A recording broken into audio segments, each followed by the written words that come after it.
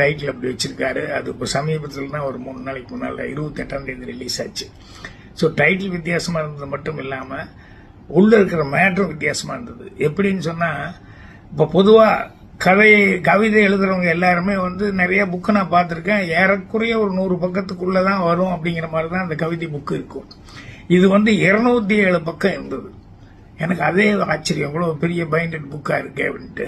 அதுக்கப்புறம் பார்த்தா கவிதை எழுதுற ஆரம்பிக்கிறவங்க எல்லாருமே ஏறக்குறைய அதுல ஒரு 75-80% மேல இந்த லவ்னு காதல்னு காதலி பத்தி அதை பத்தி இல்லாத ஒண்ணு இருக்குதோ இல்லையோ இருக்கிற மாதிரியே கவிதைகள் எழுதுவாங்க. அது நான் பார்த்திருக்கிறேன்.